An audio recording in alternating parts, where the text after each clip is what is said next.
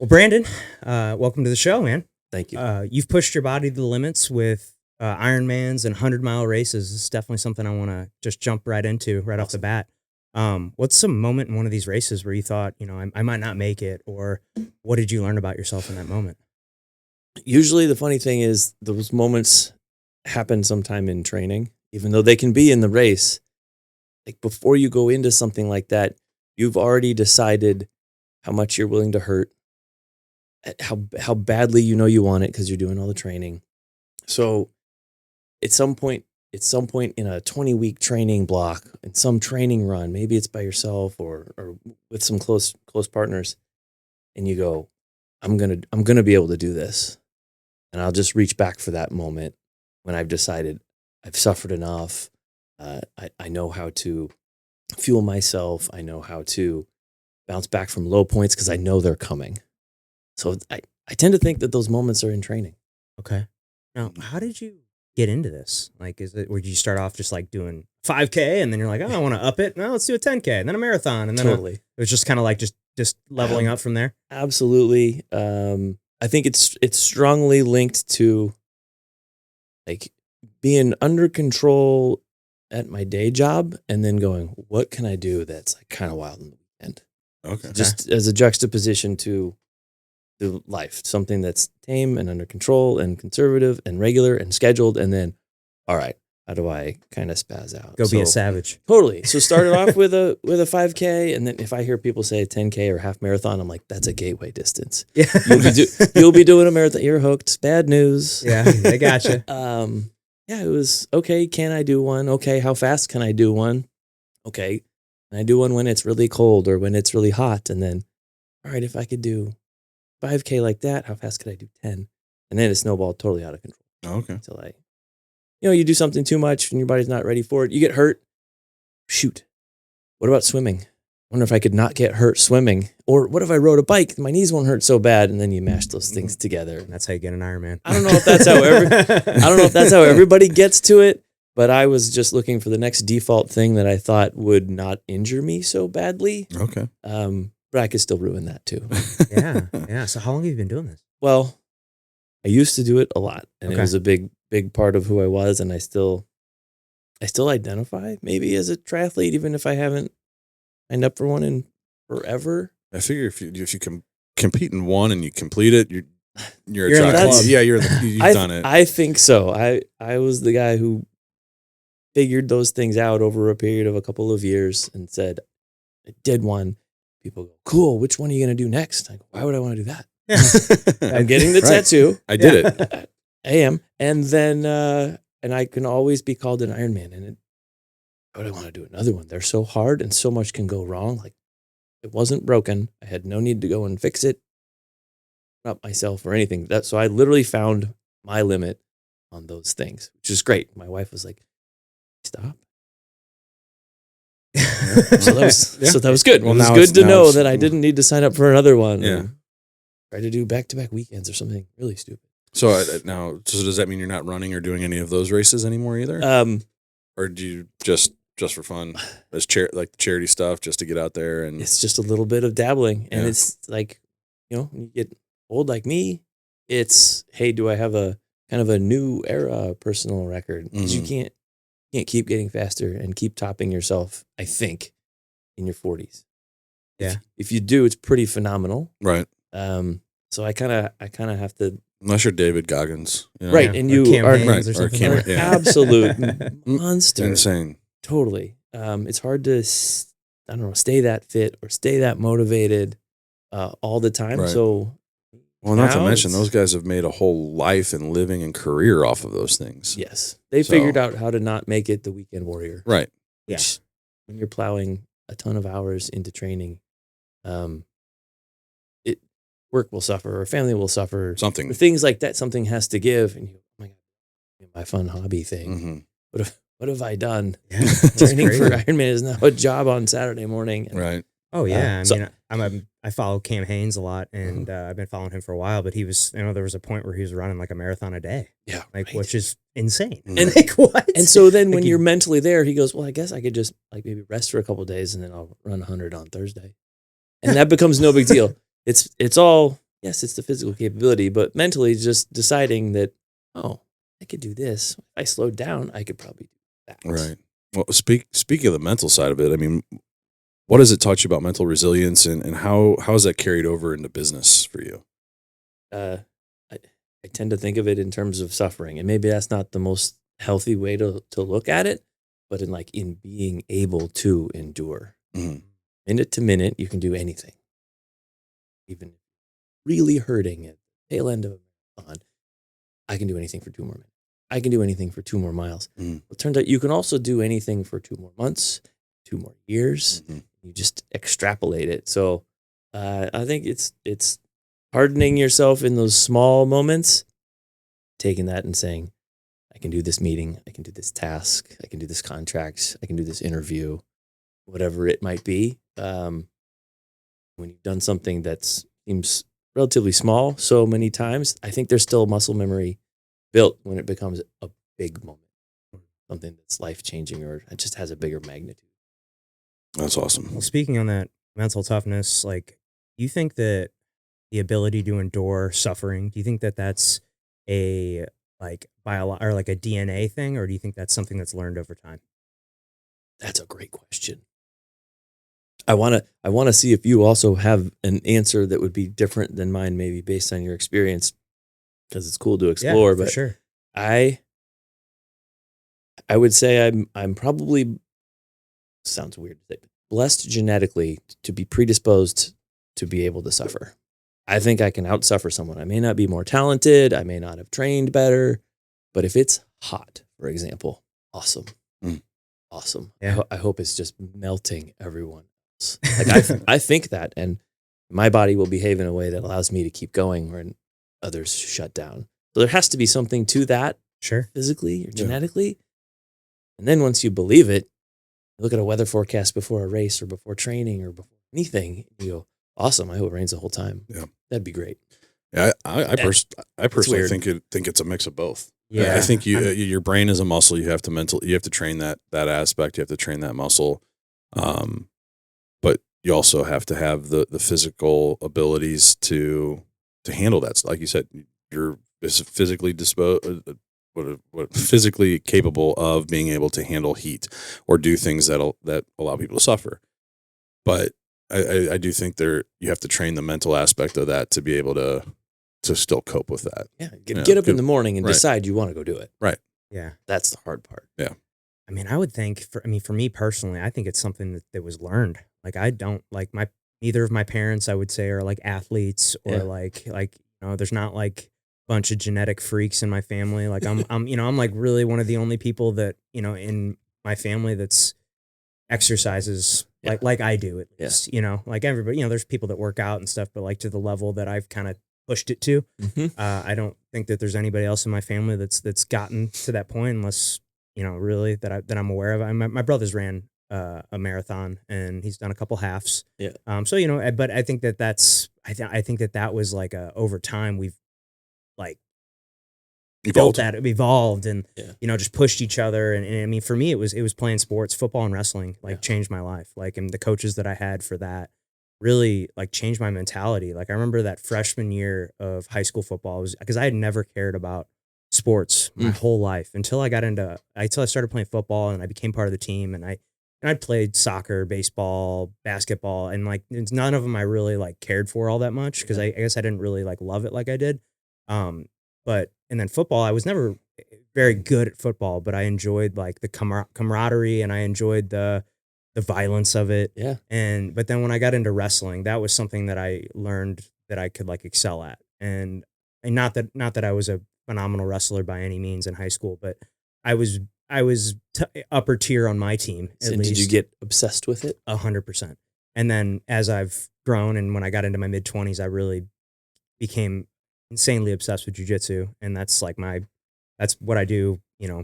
Until you don't, and then you're obsessed with something else. Yeah, probably, I mean, who knows? Right? Maybe it's adjacent, but that's yeah. But I think it's just something that I've like, and I think it comes with an obsession. Like, so you gotta love it, and then they think that just makes you want to do it more and suffer more and level up. And you see other people that you're surrounded with and what they're capable of, and like, well, if he can do it, then I can do it. And Totally. like once you get in the room with people that are, you know, maybe a level above you, and then you get to know them. They're like, oh, they're just people too. Yeah. They were at the point that I was at one point, and so like, how do I evolve to that next level? It's like, hey, I keep going. I listen to advice from smart people, and I just keep doing it. It's a funny mentality to see something and be like, I could probably do that. Yeah, It's a little dangerous. 100%. There's a whole bunch of stuff I'm really terrible at that I thought I could probably do that.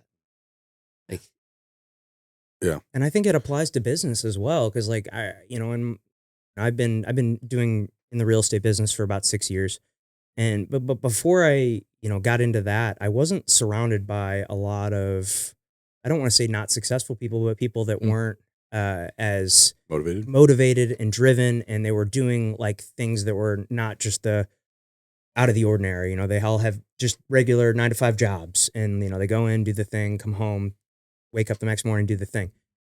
And until I got around people that were, making, they were business owners or making, really good money. And I realized like, oh, he's just a person like me. And, not that long ago, he was probably in my shoes. And then look at where he's at now. Like he lives in this big, nice house. He drives a really nice car. Like, okay, well, he's just a normal guy. I hang out with him all the time. We're like friends. And like, oh, okay, well, yeah, if I just keep doing the things that I'm doing, like, okay, and then I'm going to kind of level up my life too. And I think it just slowly happens over time.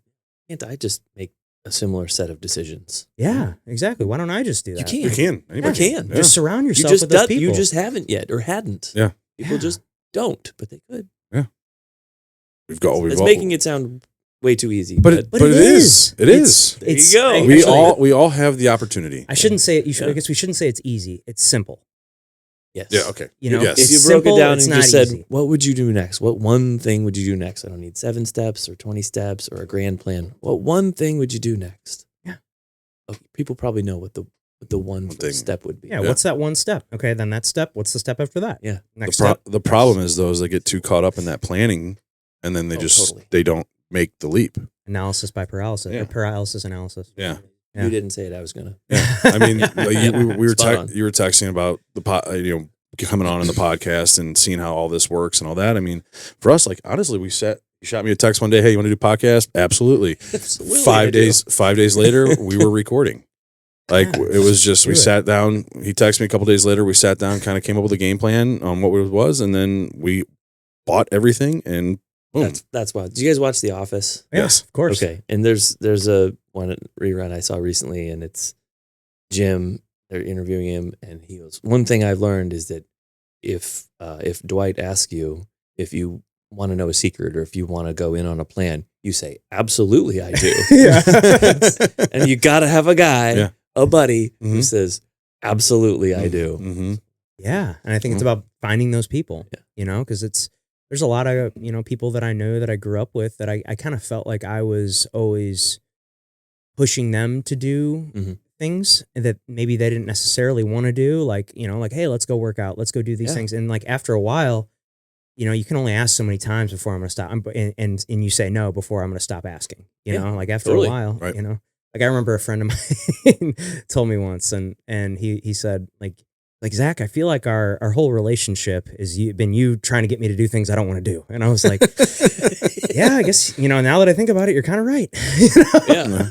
So who's the person that drags you along? Yes, you need that person too. I think it's good. Oh, I agree. Oh, it's the best. Yeah. It's like you are who you surround yourself with. And like, I'm sure there's, people that you did races with or, trained with, or is there like a community like that where you guys like all meet up and do bike rides There- or like, There are pockets of very tight-knit communities. oh, I'm sure. where it's fascinating to know somebody only Tuesdays and Thursdays at 5:15 on the corner of Sappington and Essex. Yeah. It's the only place you ever meet up with them. Maybe coffee afterwards. Sure. You only ever see them in Running clothes or Right. whatever. In Yeah. running gear. That's it. Yeah. And then outside of that, when you see them in the real world or whatever, it's almost odd.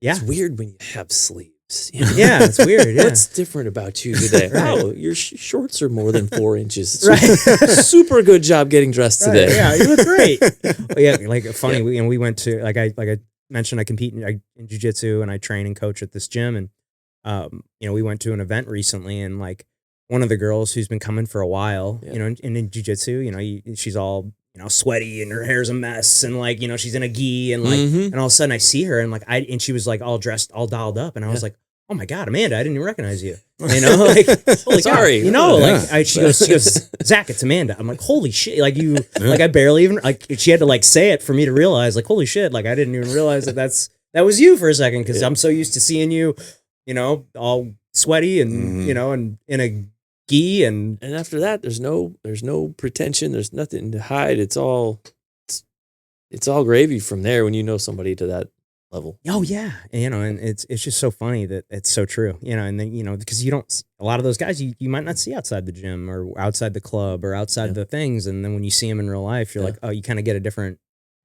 perspective. Yeah, and then the other side of that coin though is you get hurt or you stop training for marathons, you stop showing up for long runs, and you stop getting on your bike and stop doing some of those things that I did. I stopped seeing those people. They're still my friends. Yeah, I still think they're my friends. Yeah. And I would still, you know, have a beer, have a coffee, bump into the grocery store and track them down, whatever it might be. But oh shoot, we don't spend time anymore because we don't do that activity. Right. That's the only problem with finding the next thing you're going to throw yourself at or re-drug into. right. Yeah, because now you're throwing yourself in a whole new set of people that you're connecting with and all that. So Looking at someone and going, I think I could probably do that too. yeah. So what is that next thing for you? Have you come up, or was it starting the business? We're doing it. Yeah, the business. Yeah, my partner Steve and I are doing it. We did it. We had the awesome. conversation. It wasn't quite a 5-day turnaround to buying all the equipment, but damn near. Well, you guys probably need a lot more equipment Yeah. than we do. 2 cameras, 3 microphones. Yes. You know, A table. yeah, a table, Some of it some seems chairs from Amazon. A Murph. Yeah, and a Murph. Murph's our producer. Gotta have a Yeah. Murph. Yeah, gotta have a No, Murph. if we didn't have a Murph, We have a wouldn't. Kyle. A lot of people have a Murph. Yeah. No, it was just an aha moment, and then oh, okay, should we do this? Yep. Great. Okay, cool. So when do we sign a lease? Well, I mean, as soon as they'll give us one. Okay. It was almost that simple. Yeah. Because I think I'd done enough watching and waiting and looking how it goes from a front row seat. Yeah. That when it presented itself, I was in a position to be able to say, this is it. Here we go. So what is the business? And for the people out there that don't know, Thank you for asking. It's called Integrity Auto Detail, and it's a luxury auto spa. Okay. You'd go to a spa or an esthetician for your face, hands. Similarly, you'd come to us to treat your car to things it needs and deserves periodically. Okay. so is this just like interior cleaning, exterior clean? Is it like cleaning or is it like? So even though detail is in our name, that's kind of think of that as like the necessary evil part of it. You have to do that because it's assumed and included, but really it's a lot more aesthetic and personal. Vinyl wraps, full color changes, paint protection film to take care of a new car, or a ceramic coating to lock in a good finish after a paint enhancement. Window tint, of course, we love it. It looks cool, it keeps you cool. Yeah. It's all of those things that we tuck under that detailing umbrella where we believe, hey, making sure the interior is perfectly spotless before anything leaves our shop. That's just part of what we do, as opposed to I got some French fries on the floor and my cup holders are a mess. Yeah. Okay, that's we can do it, but that's probably a different shop. Yeah. For something that's just that. Just that. Okay. So did this come from a love of cars and or affinity for cars, or was this something that you saw was missing in an industry and was like, you know what, I can capitalize on this? Definitely a couple of obsessions or compulsions. Oh, okay. Like I've So- discovered over the years, I really do enjoy deep cleaning a car, wax or a ceramic. Like Gotcha. I'm passionate about detailing, Yeah. having the right tool for the job. It's an air compressor or a brush, having the right soaps and waxes, just like going all into it, right? Mhm. You probably have a favorite gi manufacturer. Sure. Oh, And you go, oh man, that's the one I want to have and try, and what's different. So really throwing myself down that rabbit hole over time, and then pairing that with kind of a bigger picture look at things. Going, all right, I'm interested in having shorter term outcomes in my work versus maybe if it's real estate, well, I'm going to make this, we're going to cash flow, we're going to do this. And over time, I'll build a portfolio, long game stuff, 7-year, 10-year, whatever the plan might be. And I've done that so I could say, I understand the reward. I understand the value. I understand what goes into it. I want to see something turn in a day. Yeah. In a day or a week, we can have a wildly different outcome. Oh yeah. Dovetail that with, I do like cars. Yeah. I do like the automotive industry. Are you a collector of cars yourself? No, I wouldn't say that. I tend to buy one, think I'm going to have it forever, and sell it 2 years later. Gotcha. Probably a pretty bad habit. But sometimes they're older cars, and they're just, you can trade them, and so I tend to. Okay. Yeah, why not? Yeah. Yeah, especially when, I mean, sometimes cars go up in value over time. There's some where I've not done poorly, and there's some when I've absolutely taken a bath. Oh yeah, But- me too. Yeah. But it's fun to do, the culture of it and the excitement of it, and we enjoy that. And then it's fun for my partner and I to celebrate those things for other people and live a little bit vicariously through it. If somebody has a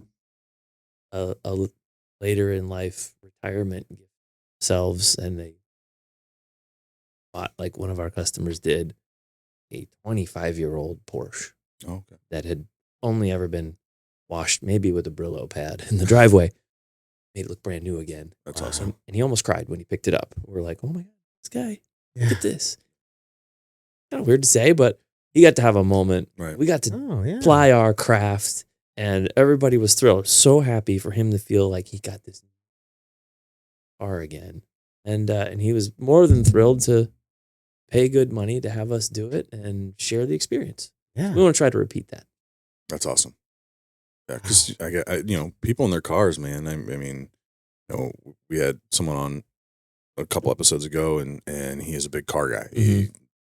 He's got a very big collection, and each one he was talking about had a story to it. Yeah. Those people that are collecting cars, they love those cars, and he's like, I don't care if it's a $5,000 beater or if it's a $700,000 car. Like, people have an affinity or a love for that car for a specific reason. So Absolutely. Well, he was talking about one that was, I mean, when you were talking about the person tearing up, it made me think of one of the stories he told. Because there was this woman that he knew for best a long friend. It was a friend. a friend of his, right? And her husband passed away, and she had his old car. I can't remember what kind. It was an old Mustang, like a really old Mustang. Classic. Yeah, classic Mustang that was sitting in the garage for 10 years. And he knew about it, and eventually made her an offer. But then he took it and completely like restored the whole thing. He said he put stupid amount of money into it. Yep. Mm-hmm. And then he went, when it was all done, first thing he did is he went over and picked her up and took her for a ride in it. Awesome. And like, she got real emotional because like, she had a hard time getting rid of that car because that was her husband's like prized possession. And he took it and just completely brought it back to life after sitting in the garage for 10 years. And That's it. like he's even giving me goosebumps right now just thinking about it. Super cool. It's often non-economical what people are willing to do, to acquire, or to spend to maintain. And so between that type of story, or folks literally just picked up a brand new car off the lot. Well, unfortunately, dealers, porters, transporters, traffic film, anything that's happened to the car before you even took possession and had a mile on it, it's probably swirled up. It probably doesn't even look that great. And so we nitpick all the little swirls and get it perfect. Love doing that. Yeah. Do you have a story or an experience that, other than the Porsche one, is there another one that stands out to you about someone that you helped with a car, or like a cool design that they asked you to put onto a car or anything like that? We have been doing some cool color change work, mostly just for the cool factor. Like I always wanted it to be satin, or I always wanted a certain color. In particular, I think, because this one was pretty dramatic, happens to be another Porsche. It was in 1988, single stage paint. You know what that is? When you polish it, the pad turns the color of the paint. This thing was candy apple red, so it looks like the pad is gushing red. Oh my God, that's different when you polish clear coat. Nothing. Yeah. It doesn't look like that. You don't get that visceral reaction or that shocking color on your tool as you're working. So, but for this guy who picked it up in a certain condition, brought it to us, just floored by how new it could look. Like, I mean, that's the most satisfying by far, is to make a change when they think it already looks good. And, and we'll be friends too. And we'll see each other in neighborhoods and at car shows, or kids will go to school together, SLU or Chaminade, or, things like that. And so we build these little community connections. I'll get a kick out of it every time I see that little red car, because it is sharp now. Yeah. Well, when speaking of communities, that some of the car community is a tight knit group. There's car shows every weekend, Yes. and usually the same people in and out. Like, yeah, that was something else that Jim was talking about, like the community that goes with it. So, Yeah, people love cars. That's for sure. Absolutely. So before you got into the auto detailing, and what were you doing before that? That was a really winding path across a few things. Mechanical engineer by training originally. Didn't really do a whole lot of that before moving to St. Louis and joining a wealth management firm and doing fixed income portfolio management, like bonds for banks, basically. About 10 years of that. Spinning into venture capital for a while. The cool part of that is sports tech. So anything that touches a fan or human performance, we deployed a pretty good amount of dollars in about 75 different companies in that space, and ran an accelerator program in it. And I never thought I was going to do anything but that. Like, that was the plan. And sometimes things come to an end. It's okay. That one did. So the venture capital adventure ceased as we knew it, running programs and bringing in new founders and finding opportunities. I was left going, what am I going to do? What even am I? I'm not an engineer anymore. I don't have a Series 7 license anymore. Not trading bonds every day. Shoot.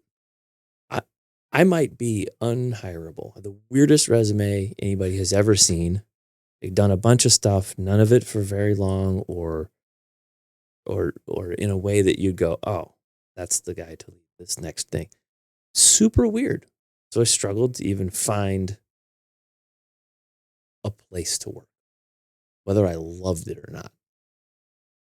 And then I realized, what if I'm not supposed to go work for someone else?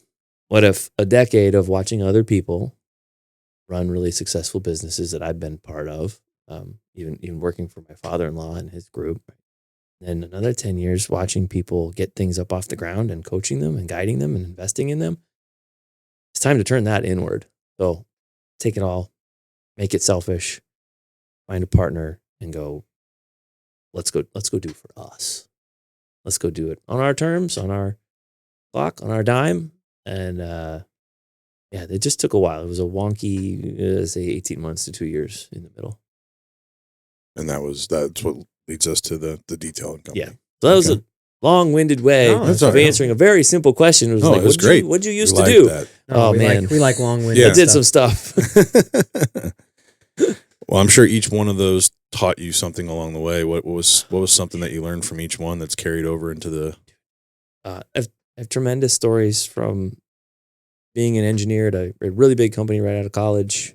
Really just a billable hour, which I didn't know what a billable hour was. So I found out pretty quickly that you sometimes need to send your extra overhead engineers on trips to sites where they can go and languish.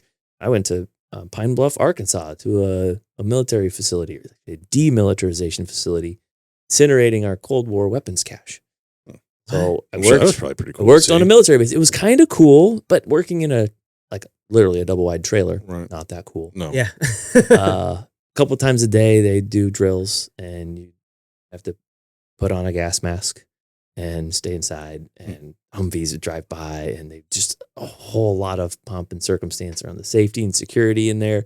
And it is kind of cool. I got access and front row seat to all sorts of weird stuff. They would literally dig up nerve gas and rockets and put them in this facility, cut them open and turn them into a puff of steam, and then basically burn them clean. Wow. So it was this I learned to live on my own. I learned to live on a military base. I learned, how to get sent on an assignment. I learned how to be away from my girlfriend who I was plotting to make my fiance. None of that was my plan. Mm-hmm. Not at all. I was going to sit in an engineering office and do some drawings and consult with clients. Not even close. Not even close. It was great. It was wild times down in Pine Bluff, Arkansas. Let me tell you. How long were you there for?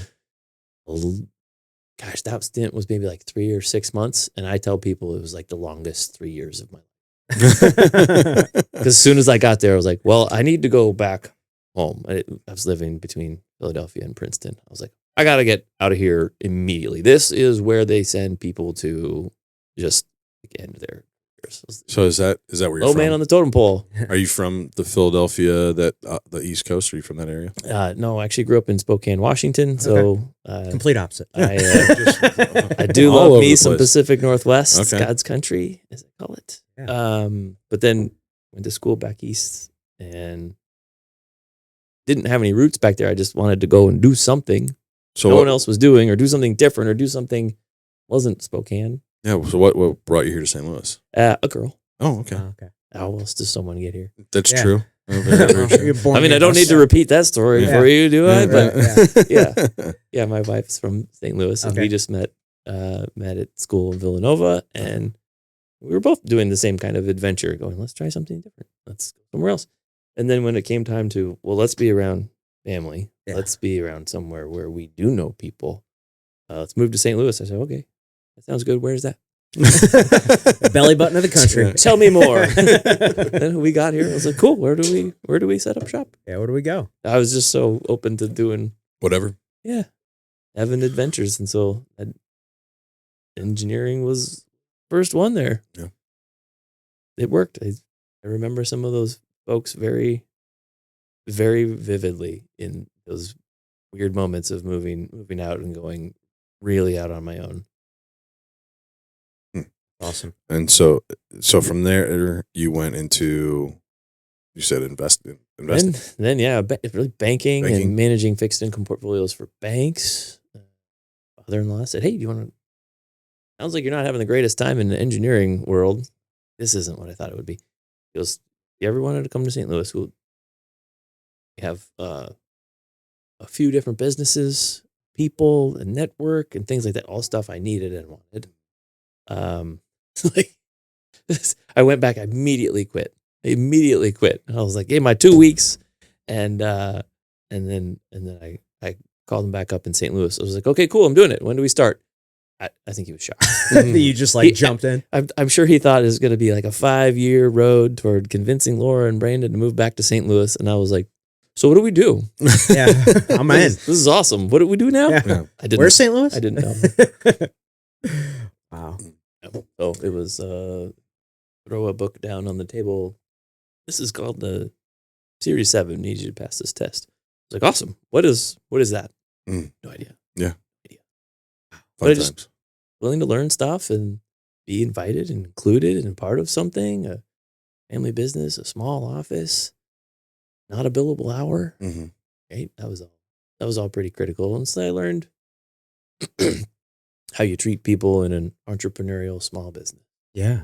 and how you take care of your reputation and how you manage best clients and the unruly ones. I just like to see how people who are really, really good at it did that here.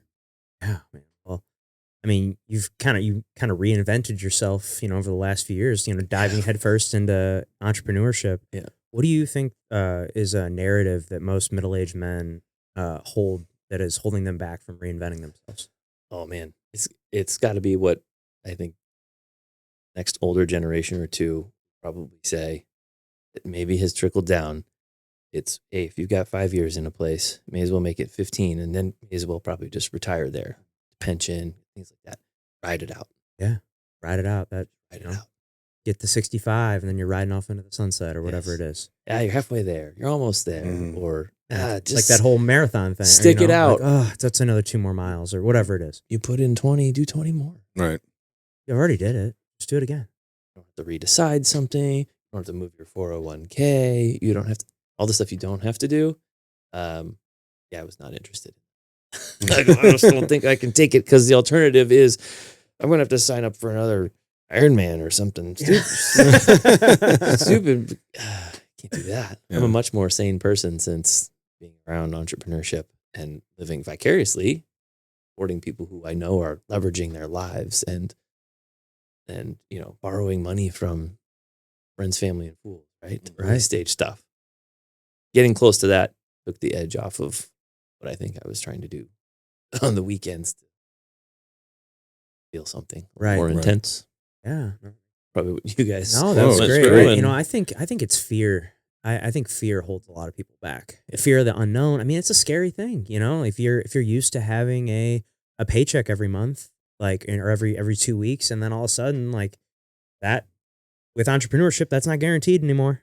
You're all in fact, you should plan not to. Yeah, plan not to for sure. If we're being really honest. Yeah, especially when you're starting off, definitely don't plan on it. Don't bank on that. Have a plan financially. I would never advise anybody just hey, I want to start a business. Okay, well, first thing, let's figure out a plan first. Let's not quit your job yet. Yeah. Let's really iron out this plan. Maybe we start doing stuff on the side on the weekends or at nights or whenever you're not at work, and then kind of get that ball rolling. But to quit the job and immediately just dive into the thing, that's risky business. And minimum viable product, great way to go. Yeah. Also, it helps to have an endlessly supportive and saint-like spouse. Oh, 100%. My partner and I, can vouch for that 10 times over.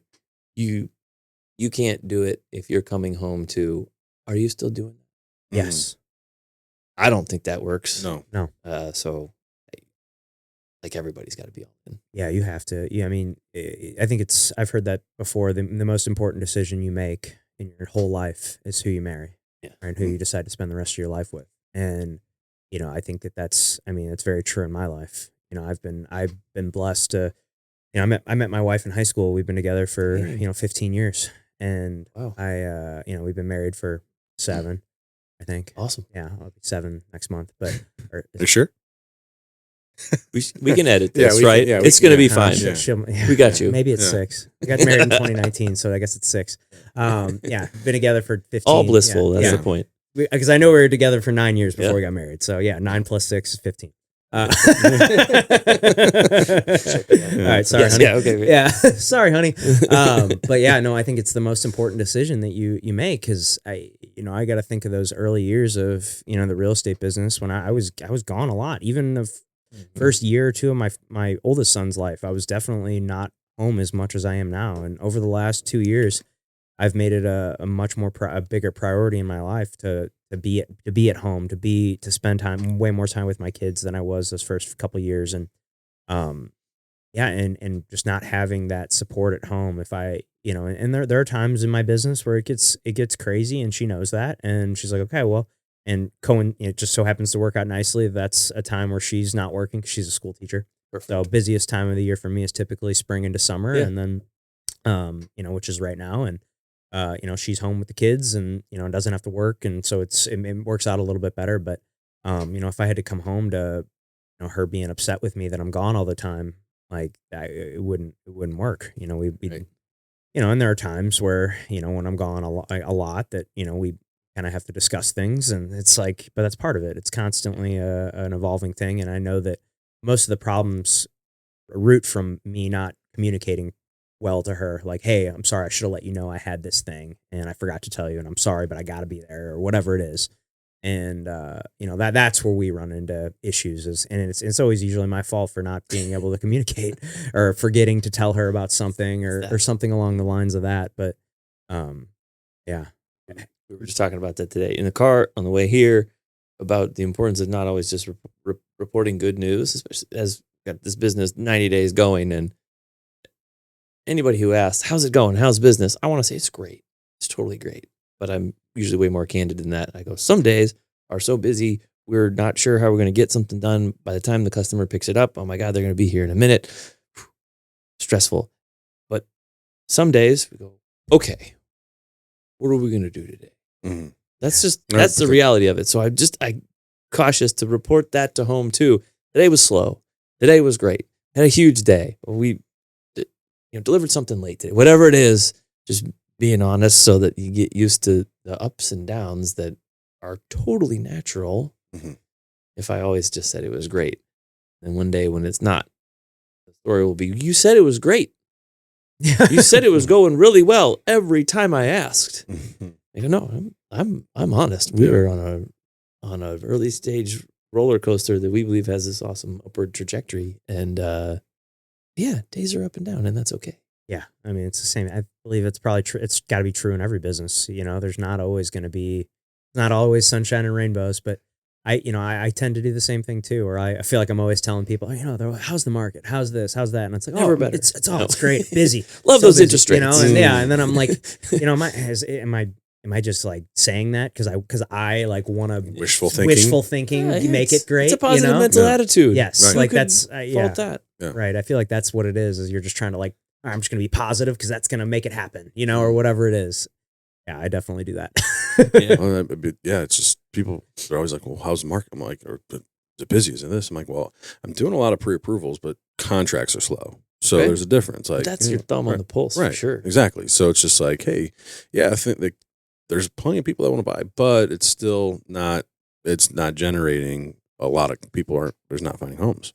So they get the both like, oh yeah, there's people wanting to buy, but it's still a good time to buy, but there's just not a lot to buy. Right. So, but having started, so do you think starting as an entrepreneur earlier in life versus later in life has a benefit, or vice versa? Because I mean, my personal thinking is like, sure, starting over is scary, but I feel like as someone that might be older a little bit, like you've established a career, but you've also might be a little bit more wise and patient than at a younger age, that you might just, I don't know. I always thought like starting a career as a older person would be that more beneficial than younger. That's super interesting. I'd think that if I were in my 20s and had the wherewithal to think that I could start something, I probably would have made a mess of it pretty quickly. Yeah, that's when kind I of look back.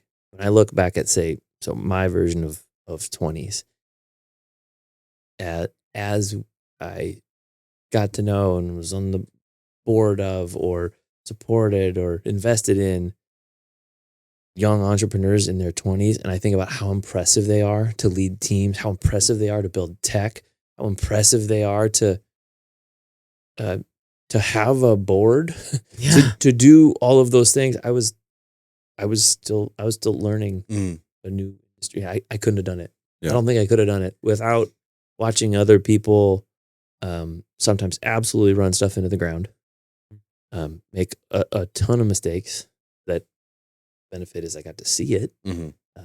Sucks when you lose your money. Yeah. That's awful. It's a numbers game. But yeah, I think having the wherewithal, the support from home, the ability to do something a little later, still with some good runway in front of me. I feel like a sweet spot. That was meant to be. This is supposed to be the time when I'm supposed to invest in myself, with all the knowledge that I've gained. Yeah. Yeah, I mean, because like if you see all these posts, you see all the stuff like Steve Jobs, Jeff Bezos, Colonel Sanders, like all of these guys were older when all this stuff started, and they've turned into very, very successful companies. So I wonder if I just kind of always think, but I guess, I mean, kind of look back and see who are some of those younger entrepreneurs that created stuff, but like Elon Musk, what he was in his late 30s. Well, he made his money on, I think originally it was PayPal. Yeah. I think it was PayPal first, and then that snowballed into all the other things he does with Tesla and the Boring Company, SpaceX, and all the other things. I think, but I don't know how old he was when that started. I mean, he probably wasn't that young when he did PayPal. I don't know. Yeah. I don't know. I just think the whole patience aspect comes into it, and the fact that we're in a generation where people want things right now that they don't have. Like they're like, oh, I'm just going to start a business, and it fails, and they're like, oh, I'm just going to start another one, another one, and here we are. It's like nothing's been successful because they haven't been patient with it to go through. That's why I think like, hey, maybe give it some time, run through these different jobs, help establish what you do and don't like, take the things that you want from them, and then now you can go and start your own business. I call it getting the right butts in the right seats. Yeah. So that you don't end up with stuff that you don't like to do and or aren't good at.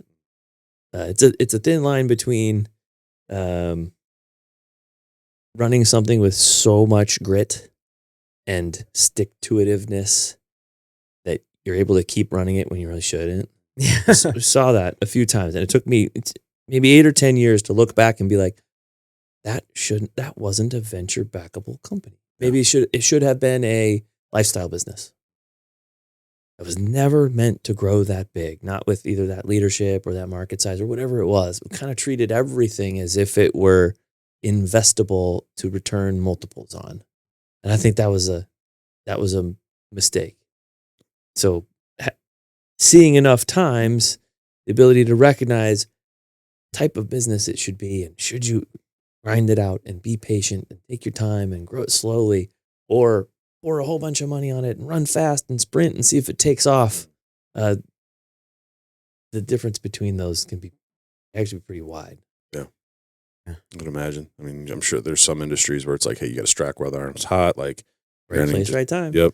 And then other ones where it's like, hey, this is going to be more of a slow play. Like, this is something that you got to develop brand awareness and brand recognition and all that stuff that might take a little bit longer. So, yeah. And I would be fearful that if something were not going well, I would have absolute refusal to quit. I would be super stubborn. I would endure incredible amounts of pain and suffering in order to keep it alive, because that's just somehow wired in me. So it's good, though, that I can look back and see ways to navigate that or to mitigate it, or to find the right mentorship to go, help me decide, where are we in this cycle? Well, is this something that pops into your brain because you are somebody that, hey, once I've accomplished something, I need to move on to the next? Once you get this business up and running, have you thought, like, I might have to start a new one because I've made this one successful? I'd like to think it's more like the Iron Man thing. Yeah. Like, you've done like, this. I did that. I'm good. That's fine. Okay. Yeah. So instead of like, I started this business, I'm not going to go start another business. I started a business. Yeah. That's the kind of question somebody maybe who knew me for a long time would ask us. Very interesting that you did. The vision is this is our last show. Mm-hmm. This is Legacy. grow it and become something that we're really proud of. Maybe the kids want to run it. Mm-hmm. Yeah. My partner and I have teenage kids. Okay. Maybe they want to be entrepreneurs. Maybe they want to be technicians executing work. Maybe they want to be marketers. Maybe they want to be in sales support. Maybe they want to be part of something that we're doing here, and that would be cool. It's never necessarily the mission, but to build something a little bigger than ourselves, I think will take a lot of time and energy and effort. So I'm probably more built for the long haul than some of those serial entrepreneurs that start things up and hand them off.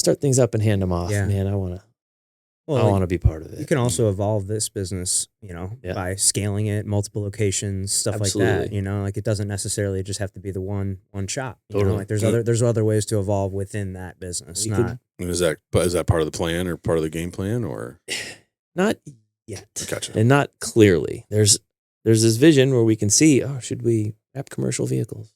Should we do ceramic coatings in the aviation industry and agriculture? That's huge. Oh, really? Sure. Big dollars to ceramic coat combine. Oh, I'm sure. Because if you keep your $750,000 vehicle, farm equipment looking wonderful, it's worth a lot more when you go to sell it versus the rundown one. It's like it's tenfold what it would be for a car for a daily driver. It's pretty amazing. We go, hey, look, we've got this beautiful little 7,000 square foot shop in Rock Hill, this little shiny corner of the world. We're getting our feet under us. Well, there's so much to chew on to get these processes down and do one thing at a time really well, a couple cars at a time. Yeah, because I feel like if you're going to be working on something that large as like in terms of a plane or a combine, and you're mobile, you're exactly. Yeah, you're going to them. Yeah, probably. Big time. and then who's running the shop? Right. Well, right now we just want to be part of what's happening every day, from greeting a customer and triaging inbound to doing the final wipe down and running the credit card, and then saying, hey, please leave us a review. Like all of that is the parts that we enjoy but shoot, should we look out to literally just the west a little bit and the farm ground and the equipment and the dollars and go mobile? Maybe. Yeah. Maybe. That can be something we bat around, but right now it's a lot more near term. Yeah. What do we got coming in tomorrow? Yeah. Let's How's think about Monday right look? here and now. Yeah. And how long have you guys been open? It'll be 90 days, I think, tomorrow. Oh wow! Congratulations. Yeah. Congrats. That's awesome. It's huge. Yeah, it feels like a lot longer than that because I think it took us almost a year from breaking ground and grabbing a website, a domain. Yeah. Mhm. But 90 days of doing work feels really good. That's Oh, awesome. yeah. That's amazing, man. Congratulations on that. Thank you. It's awesome. Well, Brandon, you're a father as well, so that's something we always like to kind of talk about on the show. Oh, yeah. You have 3 kids, you said? Yes. That's awesome. And what are their ages? So they range oldest 18. I'm repping the Auburn shirt today. Is that where she's Literally just hopped on a plane to go do some orientation. Oh, Okay. fun. So she's there with my wife to have a week of getting immersed in that. Cool. That's a whole can of worms having Gosh, a that's teenage gotta be daughter, and I'll tell her that right to her face. I mean, Yeah. she knows this isn't a secret. Is she your only daughter? Yes. So Okay. my oldest is a girl, that's Bennett, and then my boys just range slightly younger. Miles is a rising sophomore at SLU, and Bryant is a 7th grader going into switch over to Priory, try a new school. Oh, cool. Yeah, so lots of changes and teenage angst and stuff all up in my house. Yeah. How's starting a business with, I mean, I guess it's must be a little bit easier when your kids are a little bit older. Yeah. You don't exactly have to watch their every movement. Like my kids are very young still. My oldest is 3. So, we're in the thick of it right now. So, but was there, what do they think about the whole business venture and everything? Is that? It ranges as wide as they are different. Their personalities and interests and stages of life, and so it really runs the gamut. And my middle child, Miles, he's a car guy. Okay. He'll play Forza, and we'll see something drive down the street, and he'll recognize it. And he's come to the shop, and we've taught him how to polish and do a little window tint. So totally capable of that stuff and gets involved. But oddly, it's my youngest who every day checks in on me. This morning he goes, "Dad had to go yesterday with that vinyl wrap." Told him, "And what do you got coming in tomorrow?" And he goes, so has it been a good week? Like, he's checking in on me. Yeah. He's the manager. Which is super cool. Good. Need people to check in on us, know whether they're 7th grade or 70. Yeah. So, and some try to understand what does it mean to have a successful small business in terms of the dollars and the cents and cash flow, and others are like, "Oh wow, that's a shiny car." Yeah. Run the game. Well, having both boys and girls, what's that parenting style, or how is that different as like terms of Loaded Mm. question. It's pretty different, and maybe it's just our house, but we have 3 very distinctly different children. One is not even a little bit like the other. Really, like you would almost think they were raised by different people, so they have to adapt to totally different styles of who enjoys quality time, who the love languages, just Sure. wildly different. I think that's Smaller. pretty awesome and speaks volumes to your guys' as parenting, is that you're not hurting them into a category and like you're letting them be We their own can't. individual They won't go people. there. Yeah. Okay. We tried. It's like, why didn't this work with you? Yeah. Dang. But yeah, so it could be something really, really tight. I could get my youngest a $1 fishing lure, and he would think, oh, like the most incredible thing. A couple baseball cards. He'd be just absolutely thrilled. Middle son would love to spend quality time, go to a car show, or just shoot hoops in the driveway. It's easy to do different things, and one isn't looking at the other being jealous at all. I've only ever taken Miles on hunting trips. We went to Washington State, hunting with my dad. Bryant is mildly interested, but doesn't say, "You didn't take me on a trip. Why don't you take me?" He knows that's Miles's thing. It's something that we share, and we get to have that. Bennett and I ran together a lot. We shared miles, and events and races and things like that together. And nobody else said, why don't you take me into a 5K? Because that's our thing, and that's okay. So how do you do that? I'm curious because like my boys, like we don't keep score. Yeah, because that's, I think, the slippery slope. If you try to even it all out, try too hard to even it all out, I just think it gets away from you. Yeah. And if I knew what like the formula was, yeah, it'd be nice. You can make a lot of money. it might be. I was just trying real hard for somebody to like me. So if that means it means it's 30 degrees and icy, and I got to go shoot hoops, I'll do that. But I love to do that. Awesome. I don't know about the purposefulness of it. Yeah. And how are those relationships evolved as they gotten older? Well,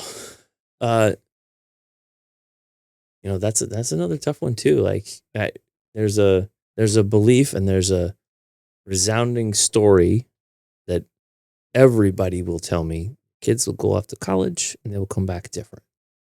They're more mature, more loving, more a better outlook on what they want to do next and things like that.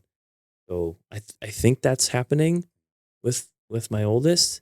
I'm trying to give her all the grace and space to do it, because there's not a lot of coming around to dad and asking for advice. How'd that go? What was that like? How should I handle this? She's ready to do it on her own. So I don't get to participate very much, even if I think I have a lot to offer. Mm-hmm. I got to sit on it. Okay, cool. What do I do with this? I think I should weigh in here. The answer a lot of times is don't. Oh wow, that's tough. Like yeah, you can hear me. I got words to get out, right? Sure. And sometimes I really want to aim them in her direction, but she's got this totally brave and totally ready to go off and do her own thing. So I'm trying to be supported rather than slighted, or supportive rather than slighted by that. Yeah. Have you ever thought about writing it down and then like presenting that to her? Like, hey, this is where my mind was through the years of your life. I have actually recently written a letter. It was as a function of a retreat that she went on that our kids will all do, whether they're maybe freshmen or sophomores, and various retreats, school or parish. Probably do it a lot more. I'd like to write. It would probably be really cathartic too. I just get it bottled up and it feels good to let it out. Frustrated a little bit. Whereas the boys, easier and more open, and they're built different at different stages in life, and classic middle child kind of stuff. Right. Just easy going right down the middle, blend in and get along with everybody, stuff like that. So frankly, it makes it easy. Comparison, I think. Yeah, really, girls are. Well, I heard it was girls were easy when they were younger. Yeah. And they get harder as they get older, and boys are hard when they're younger and get easier as. I could subscribe to that. Bennett, very maternalistic, very in charge, would take care of her brothers. Like, hey, we put the kids to bed. So like when she was 9, she put in the 5 and 3-year-old to sleep, read the books, brush the teeth. Yeah. She's in charge. She'll run that show. She's proud to be able to read a really great book, really, really well. And we could celebrate that. And yeah, it was awesome. So that actually checks out pretty good. Okay. Wow. Funny. Yeah. Like it's around the puberty years that they say it switches. Yeah. Yeah. Yeah. They're doing their own thing and their own way. And they're done, I guess. Casting gross generalizations or whatever. Yeah. They're done being the mother role or the leader role. They go, I'm going to go do my own thing. Right. Like, how could I possibly complain about that? I'm literally doing that. Right. Yeah. I'm demonstrating every day that I leave the house and I go to this shop that Steve and I open and go, yep, I'm just actually going to do my own thing. Thanks. Right. Yeah. Yeah.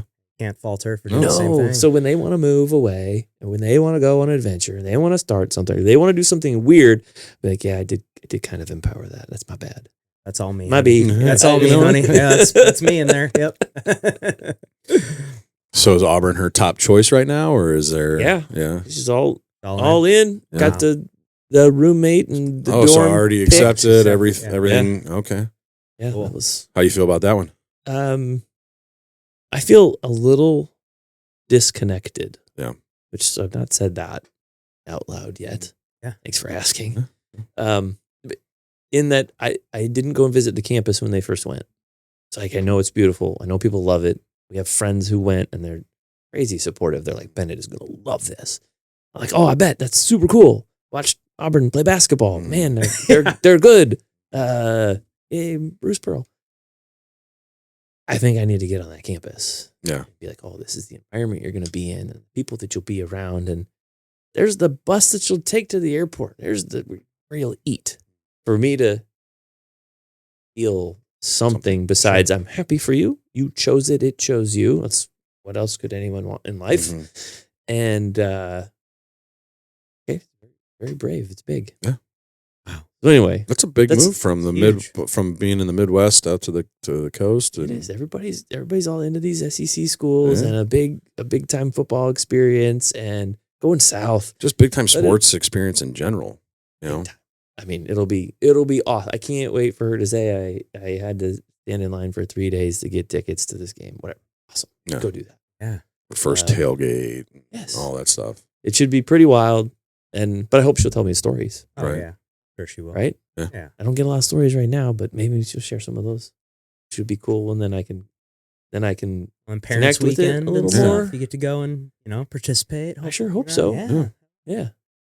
course. You Yeah. know, go to a It goes tailgate and, join sorority. You got the parents weekend for that as well, That's which the is plan. a whole nother. And yeah, she's eager to do it and has it all sorted out. And I have no doubt that she'll absolutely nail it. No thanks to me. I stayed out of it and she nailed it. That's Pretty awesome. Awesome. Well, how do you think you've balanced being a high achiever with the emotional demands of fatherhood? You know, especially as your kids have become adults. Super generous to say that. First of all, I just try real hard. I'm a high trier. I try. It stems from. Have you ever taken a disc profile Mhm. test, the DISC one? Mhm. Like, I know I usually come out like pretty high on I, Mhm. and one of the things about I, like, sometimes they need time to themselves, but sometimes can be engaging. And one of the things is high need for approval. Like, I just need you to say good job sometimes. Right. So I'm a high trier. Yeah. Yeah. Read the question again. I'm gonna think about it for a second. Yeah. How do Good you balance balance. being a high achiever with the emotional demands of fatherhood? Yeah, I mean, I would say I've been pretty thoughtful about what a lot of people probably would say is selfish. I'll go for a run rather than maybe doing some kids' homework. Because then, boy, am I feeling good. And then I'm ready to serve. And then, so I probably put myself first more than I should. But I think the results have been that when I'm there, when I'm engaged and we're doing stuff, it's all in. There's no real half-ass version of stuff that I do. Can't pour into others from an empty cup. Right. Right. You know? So It's that's the oxygen on the airplane. so you that's it. Whether I knew it or not, I think I'm all in on that. I've probably taken it too far. I've probably absolutely taken it too far, but it has certainly empowered these kids to be like, "Oh, I'm going to go do this." And decide something and do it. Awesome. Yeah. It's because you've seen it. Right. So whether, I mean, again, I think balance is a generous word for it because most people, I think, don't that way. You might catch a little judgment Yeah, there's this Thomas for Sowell, filling your cup. this Thomas Sowell quote that says, "There's no solutions, only trade-offs." Yeah. And there you go. I really subscribe to that, and that's something we've brought that quote up a few. I feel like on the last Mhm. couple episodes, but I think it's just something that I've been thinking about a lot lately. You know, especially with the whole work-life balance thing. Like, Yes. there's no solutions, there's only trade-offs. I used to just have this saying, again, silly. It's supposed to be everything in moderation, right? I was like, no, nothing in moderation. Yeah, then you're gonna All have that- things, a lot, all the time, really intensely as far as you can take them. Yeah, let's redline everything. One, we can. kinda. one rep max everything here. Kinda. Yeah. Yeah. Yes. it's a weird way to do things, but man, it helps you get through stuff and hobbies and adventures and times in your life. Just keep redlining it. But then the other half of that is health and wellness. I did start paying a lot more attention to recovery and to sleep as the final frontier. You can make yourself go as fast as you want, jump as high as you want, lift as much as you want. What about sleeping as good as you possibly can? Yeah. And so I'm all into just like being the best sleeper. That's something over like the last 40 days now. I got this Whoop strap. Yes. And it's been it's really cool. I mean, the data that this thing gives me every day, and like able to track all my workouts, and I can even wear it while I do jiu-jitsu. Yes.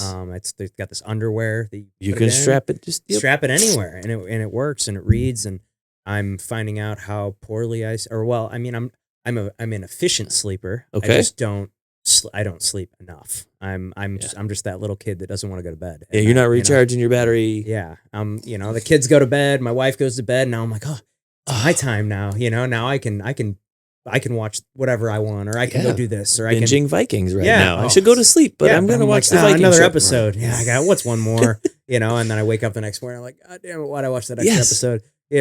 All right, so what's maybe favorite thing that you've taken out of Whoop? I worn one for a while once. Yeah, I'm loving it. The sleep I think is really cool, but then also just like, it gives you a strain score every day, and I'm just like, I'm like, I gotta hit. You're trying to achieve it as opposed to staying away from. Oh yeah, I love to just. I'm also in a group with a bunch of my friends at the gym, and so it's like I pride myself on working harder than them every day or whatever. It's like I want to. I want to see my name at the top of the leaderboard. Dude, we're so does Whoop say we should not hang out? We should probably never hang out. What about HRV? Did you know anything about it? No, I didn't know have anything you started? I pay attention to that. You're all over it now. What is that? Your heart rate variability. Do you want to try to explain it? I think I've got it figured out, but I want someone else to do it. I'm good. If I do, I'm gonna read it off the app because I'm. I'm not very good at. I'll do it, but you got to promise that if I mess it up, you'd be like, that's not what the app says. Okay, so heart rate variability is a nuanced difference than beats per minute. Let's just pick 60, just because it's super easy to do. Mm-hmm. If your heart rate is 60 beats a minute, it's beating once every second. Mm-hmm. HRV, heart rate variability, says it's not actually every 1 second. It's 0.95 seconds, and then 1.05 seconds, and then 0.96, and then 1.04. You know what I mean? Little variations and variabilities, and the higher in milliseconds, the number of the variation, the variability, healthy and fit and ready you are. It's like a readiness score is what Garmin is doing to translate it when they put it in their stuff, for example. So I think you explained it perfectly. Okay, cool. So you want a higher variability. You absolutely do. If you can hit HRV of 100, it's a second. That's a big one. Right? If your HRV falls because your normal is 50, and it's falling in the 30s, you're stressed. You haven't been sleeping well. You're sick or you're about to get sick. And so it's going to be a really great leading indicator of things. I just looked at mine the other day. I took it on a 6-month view, and I could see where it was hovering. I could see really, really stressful times through the holidays when we were supposed to be open, but our building wasn't ready and we didn't have the permits and the drains weren't in. And we were told 2 weeks, tomorrow, Tuesday, 2 weeks. My HRV, March 3rd. It's skyrocketed, it doubled. Really? And it's leveled out and it went up. I had the highest, best sleep, most restful, strong readiness like yesterday. Whew. Like you can see it. It mimicked my life, exactly what was happening to me via my sleep. Anyway. It's crazy. It's powerful and insightful. It's a very powerful tool, and I'm looking at it all the time. It makes me like. Because I think your HRV is one of the big things for, like you said, like your readiness or, on Whoop, it's the recovery score or whatever.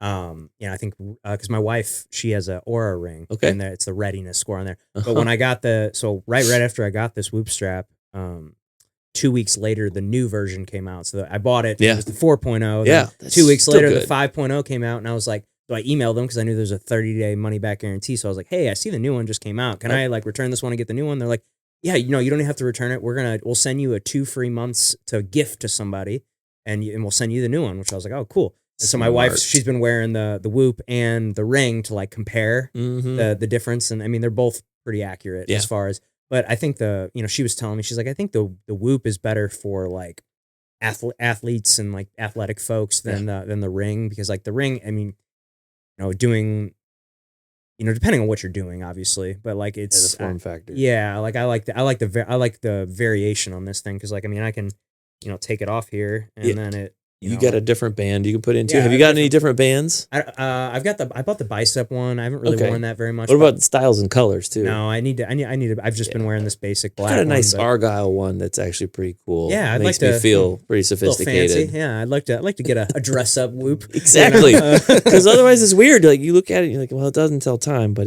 yeah, but it looks nice. Yeah, it does. No, I just love that there's a bunch of different ways to wear it. They got the underwear, Buy a Whoop. Yeah. No, let me send you the link. I'll get don't just buy one, you subscribe to one. Okay. Yeah. You now subscribe to this lifestyle. So my question is, does that help you like track the proper amount of sleep? Because everybody's different. Yes, like because for me, like I feel like if I sleep too much, then I'm exhausted. That's a real thing. And for me, like I feel like my optimal hours of sleep is 6 to 7 hours. Yep. It's not the 8 like people. And if I'm below it, I'm tired. Yeah. If I'm groggy.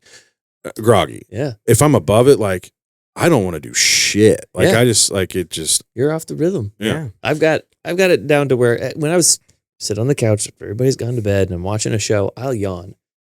Like, all right, time to put a stick fork in this day. And I look at the clock, I'm like, 10:22. And it just kept happening. I go to bed at 10:22. That's my time. Yeah. And everything is based on that. If I'm a little late getting to bed, I get a poor consistency score, and it absolutely affects me the next day.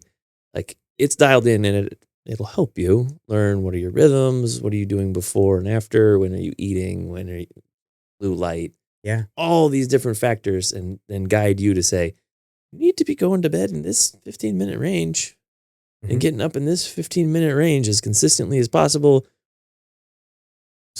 Not fall apart, but they're not going to be as optimal as they could be. Totally. Yeah, you'll find it's cool. You'll like it. And your minute. It's fun. I mean, it's like I'm obsessed with like always looking at it. I'm always like checking out where I'm at. Oh man, my strain's loaded up. Oh man, I'm way below on my steps. I better go for a walk, or let me take the dog for a walk real quick, or whatever it is. It's like I gotta hit that step number. I gotta hit that strain score. Do you do something and then be like, dude, I don't think it counted the whole thing. No way that was a 2.7. Yes. Come on. Yeah, all the time. Yesterday I did this it didn't even happen. Brutal CrossFit workout, and I was like laying on they had to peel me off the floor, and I look at it, I'm like, 12? That's it? Like, come on. I was like, that was at least a 15. Yeah, don't you want to write in there, be like, I want you to check my date again, because I work real hard. Yeah. No, you're so efficient. It was only a 12. Yeah. I'm like, okay, whatever. Yeah, but it's just cool. I've enjoyed it a lot. What does it typically say when you're rolling for jiu-jitsu? I burn anywhere from like 500 to 800 calories or so. Usually my strain score is anywhere from 8 to 18, depending on the day. It just totally depends. Because I was wearing it on my bicep for a while. Before I got the bicep strap, I saw some people were just taping it to their bicep with KT tape. Okay. And so I did that for a while, and then I found out one of the guys I train with, he has the underwear, and I was like, ooh, that seems like a way better option, and so I bought the underwear, and the underwear is awesome, just because like you don't even know it's there, right? And like the other day I took the underwear off to get in the shower, and I completely forgot to and all of a sudden I'm like, oh shit, it's still in the underwear. Yeah, but it's cool. It's been really man, like when I did, because it gives the strain score is like how hard you work on the day I did Murph. It was it's a scale of 1 to 21. 20, and that's the strain. And on Murph I got a 20. Oh, which that makes sense. That was my highest score I've hit so far. I wonder what the strain score is when you send your Whoop through the laundry. Yeah, I don't know. It's like 7. Yeah. Nice. Hey, nice. Cool. Thank you. Cool. All right. Take that one. Yeah, I'll take that one as a score. I'm not even going to delete that. Yeah, exactly. This makes up for the walk you missed. Yeah, walk I missed. Yeah, and I like that it'll tell me like to not it'll tell me like, you better start winding down about 30 minutes or so before, or like an hour before I should go to bed. Yeah. For like cause you can set an alarm on it too. So it'll vibrate to wake you up. Oh, okay. Which is cool. But yeah, it's a lot of cool things, and it's pretty reasonable. It's like $240 for the year. And that includes that's a year subscription, and that gives you the band too. And I think after that it's just an additional like $240. But Got it dialed in now. yeah, it's pretty. I mean, When does yours arrive? Yeah. Well, send me the link. I'll send you. No, the there link. you go. I'll send you the link. Pass Yeah. one over. Yeah, I'll say I get a free month if you sign up. So There you go. Anything to help with it. Yeah. Well, Brandon, this has been awesome having you in here, man. I've really enjoyed our My pleasure. conversation. Yes. We typically end the show the same way every time. So before we get you out of here, We like to play a little game called the Tombstone Game. Oh. Here lies Brandon. What do you want it to say on your tombstone? Oh, I told you I was sick. No. Man. It probably is something to do with that little hashtag or motto, like nothing in moderation is probably how I've gone after stuff, and maybe most represents me. That doesn't make it balanced or healthy, but that would be so me. Yeah. That's nothing in moderation. That's perfect. I love it. Great.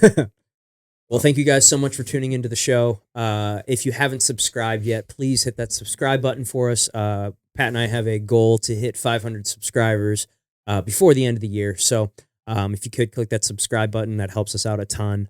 Click that like button as well. Comment what you thought below, and we'll see you next time. Thanks, guys.